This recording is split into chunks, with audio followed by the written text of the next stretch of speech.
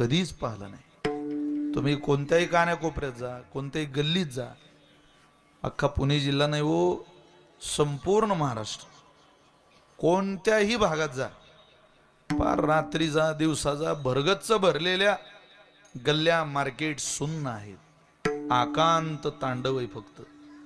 किर ध्वनी येतोय, आवाज येतोय, भर दिवसा काळा पाऊस पडतो की काय अशी परिस्थिती झाली।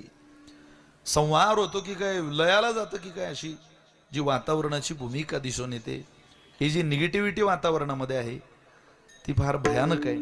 आणि त्याचं एकमेव कारण आहे, या पुणे जिल्ह्याचा राजा उभ्या महाराष्ट्राला दादा या उपाधीनं, या विशेषणानं घराघरापर्यंत, हृदयापर्यंत आपल्या कामाची पावती पोहोचवून हृदयामध्ये प्रेम निर्माण करणारे गोड व्यक्तिमत्व आमदार वैकुंठवासी अजितदादा पवार यांना परवा त्यांचं अपघाती निधन झालं। काल त्यांचा अंत्यविधीचा सोहळा आपण सगळ्यांनी अनुभवला, पाहला।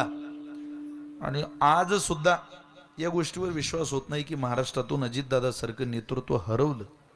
खूप मोठी क्षती आहे, खूप मोठी हानी ही संप्रदायाची आहे, या महाराष्ट्राची संप्रदायाची। अरे संप्रदाय सुद्धा याच राज्यातला आहे ना, याच राज्याचा विचार आहे ना, संत परंपरेचा। सामाजिकही हानी आहे, धार्मिकही हानी आहे, अहो राजकारणाची तर खूप मोठी हानी आहे।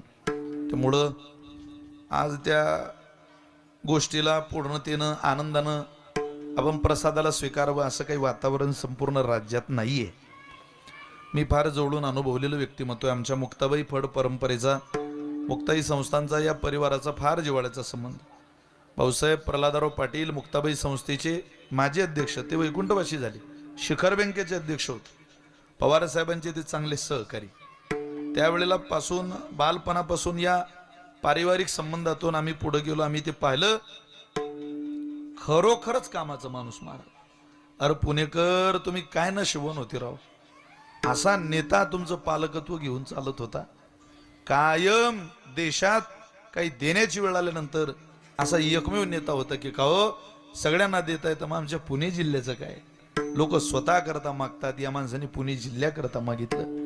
एवढा इंडस्ट्रीज, एवढा MIDC एरिया कुठंच नाही महाराज। तळेगाव बघा, चाकण बघा, कुरकुम बघा, अरे कोणी आणलं? हजारो लाखो लोक पोटानं भाकरी खाताय। खरोखरच अजितदादांचा यात खूप मोठा मोलाचा वाटा आहे महाराज। हा पुणे जिल्हा सांभाळण्यामध्ये त्या माणसाचं कौतुक केलं पाहिजे। काय आम्हाला आमचा काही फार संबंध आला नाही, आम्ही वारकरी माणसं, राजकारणी लोकांशी संबंध याला तर तेवढ्या पुरता येतो, आमच्यापेक्षा तुम्हाला जास्त आला। पण देव जाणे या माणसाचं नातं प्रत्येकाशी काय होतं, असं वाटतं आपल्या घरातलाच माणूस गेला। इतक्या वेदना प्रत्येकाच्या अंतःकरणामध्ये, एवढंच म्हणू शकतो असा माणूस होणे नाही। अशी माणसं तयार व्हायला खूप कालावधी जाऊ द्यावा लागतो महाराज। असं हे सगळं घडतच नाही, आता घडलंय आणि ते व्यक्तिमत्व संपलंही आहे। कार्यरूपानं मात्र ते व्यक्तिमत्व अजरामर या महाराष्ट्रात जिवंत राहील।